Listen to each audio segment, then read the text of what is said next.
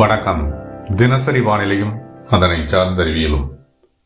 இன்று மார்ச் 12 மாசி 28. நேற்று வரை குமரிக்கடலுக்கு தெற்கில் நிலநடுக்கோட்டு பகுதி ஒட்டி நீடித்து வந்த வளிமண்டல சுழற்சி தற்போதைய நிலையில் மேற்கு தென்மேற்கில் நகர்ந்து மாலத்தீவு அருகே நீடிக்கக்கூடிய நிலையில் வானிலை அமைவில் ஏற்பட்டுள்ள இத்தகைய மாற்றங்களால் இன்றைய நிலையில் மழைப்பொழிவிற்கான வாய்ப்புள்ள பகுதிகள், மாவட்டங்கள் எவை என்பது பற்றியான எனது தனிப்பட்ட வானிலை விளக்கம். வணக்கத்துடன் சி. அண்ணாதுரை.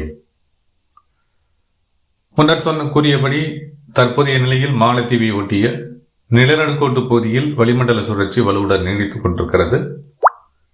மேற்கு தென்மேற்கில் நகர்ந்துள்ள இந்த நிலையில் கிழக்கு மற்றும் தென்கிழக்கு காற்று திசை மாற்றம் ஏற்பட்டிருக்கிறது. எதிர்பார்த்த மழைப்பொழிவு தற்போதைய நிலையில் குமரி, நெல்லை, தூத்துக்குடி இந்த மாவட்டங்களில் ஏற்படுவதற்கு வாய்ப்புகள் குறைந்திருக்கிறது. அதே நேரத்தில் காற்று முறிவு, ஈர்க்கப்பட்டு வந்த காற்று முறிவின் காரணமாக வெப்பம் உயர ஒரு சில உள் மாவட்டங்களில், மேற்கு மத்திய மாவட்டங்களில் மழைப்பொழிவிற்கான வாய்ப்புகளும், கடலோர டெல்டா மாவட்டங்கள் மற்றும் கடலோர மாவட்டங்களில், தென் மாவட்டங்களில் ஒரு சில மாவட்டங்களில் மழைப்பொழிவுக்கான வாய்ப்புகள் உருவாகி இருக்கிறது. அந்த வகையில் இன்று காலை வெப்பம் உயர நாகப்பட்டினம் மாவட்டத்தினுடைய ஒரு சில கடலோர பகுதிகளில், வடக்கு பகுதிகள் மற்றும் தெற்கு பகுதிகள், அதே போல திருவாரூர், தஞ்சாவூர் மாவட்டங்களினுடைய தெற்கு கடலோர பகுதிகளில் ஓரிரு இடங்களில் இந்த முற்பகல் வாக்கில் மிதமான லேசான மழைப்பொழிவு அங்கொன்றும் இங்கொன்றுமாக ஏற்பட வாய்ப்புகள் உள்ளன. ஒரு சில கிழக்கு இந்த நாகப்பட்டினம் மாவட்டத்தினுடைய ஒரு சில கிழக்கு கடலோர பகுதிகளில், வடக்கு பகுதியில், காரைக்கால் பகுதிகள் மற்றும் அதனை ஒட்டிய பகுதிகளில் இந்த முற்பகல் வாக்கில் மிதமான மழைப்பொழிவும் ஒரு சில இடங்களில் சற்று கனமழைக்கும் வாய்ப்புகள் ஏற்படக்கூடும். இந்த முற்பகல் வெப்பம் உயர கிழக்கு மற்றும் தென்கிழக்கு காற்று ஓரளவிற்கு மேற்கு மாவட்டங்கள் நோக்கி நகர்வதற்கான வாய்ப்புகள் இருக்கின்றன. பாக்சர் சந்தி வழி உள்நுழையக்கூடிய கிழக்கு தென்கிழக்கு காற்று திண்டுக்கல் மாவட்டத்தினுடைய உள்பகுதிகளில் இன்றைய நிலையில், இன்று பிற்பகலுக்கு பிந்தைய நிலையில் மழைப்பொழிவை ஏற்படுத்துவதற்கான வாய்ப்புகளும், புதுக்கோட்டை மாவட்டத்தினுடைய மேற்கு பகுதிகளில் ஒரு சில இடங்களில் மழைப்பொழிவை ஏற்படுத்துவதற்கான வாய்ப்புகளும் காணப்படுகின்றன.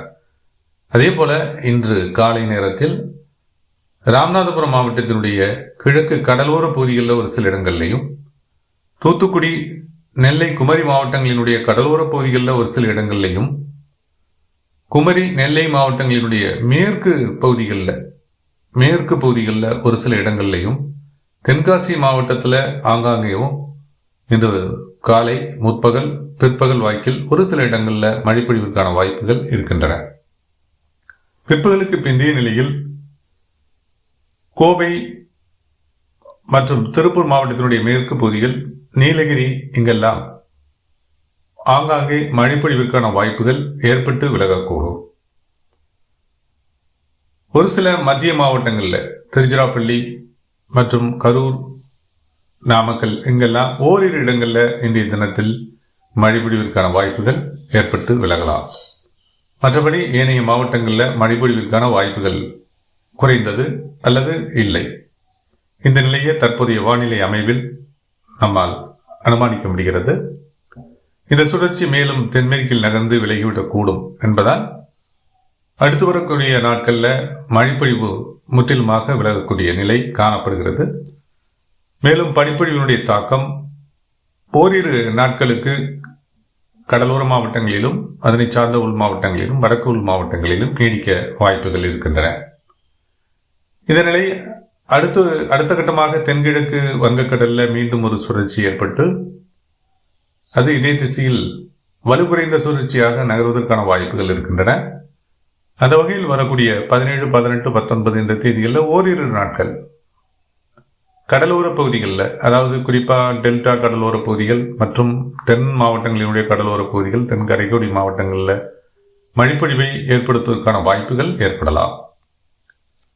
இது ஓரிரு நாட்கள் மட்டுமே அத்தகைய வாய்ப்புகளும் நீடிக்கக்கூடும். மற்றபடி மார்ச் மாத இறுதி வரை மழைப்பொழிவிற்கான வாய்ப்புகள் குறைந்தது. ஏப்ரல் முதல் 2 வாரங்களில் நாம் முந்தைய விளக்கங்கள் தெரிவித்தபடி வெப்பச்சலன மழைப்பொழிவிற்கான வாய்ப்புகள் மேற்கு தொடர்ச்சி மலையோர மாவட்டங்களுக்கு முதற்கட்டமாக துவங்கக்கூடும். முதல் 2 வாரங்களில் நாம் முன்னரே தெரிவித்திருக்கின்றோம். ஏன்னா மார்ச் 21க்கு பிறகு 20ற்கு பிறகு நிலநடுக்கோட்டு பகுதிக்கு நேர்குத்தாக சூரியனுடைய நேர்குத்து கதிர்கள் விழ வெப்பநிலை படிப்படியாக உயரும். காற்று போக்குவரத்திலும் மாற்றங்கள் ஏற்படும். வடகிழக்கு குளிரினுடைய வரவு குறைய தொடங்கும். அந்த வகையில் பனிப்பொழிவினுடைய தாக்கமும் படிப்படியாக குறையும். உள் மாவட்டங்களிலும் குறையும், கடலோர மாவட்டங்களில் விலகும். வெப்பம் உயர்ந்த வானிலை வரக்கூடிய நாட்களில் நீடிக்க அதிகபட்ச வாய்ப்புகள் இருக்கின்றன. மார்ச் 20ற்கு பின்னர் வெப்பம் கணிசமாக உயரக்கூடும். இது நாம் அனுமானிக்கக்கூடிய வானிலையாக இருக்கிறது. தொடர்ந்து கண்காணிப்போம். தொடர்ந்து வானிலையில் ஏற்படும் மாற்றங்களுடன் மற்றும் ஒரு விளக்கத்துடன் மீண்டும் இணைகிறேன். இணைப்பில் நீடித்த அனைவருக்கும் நன்றி.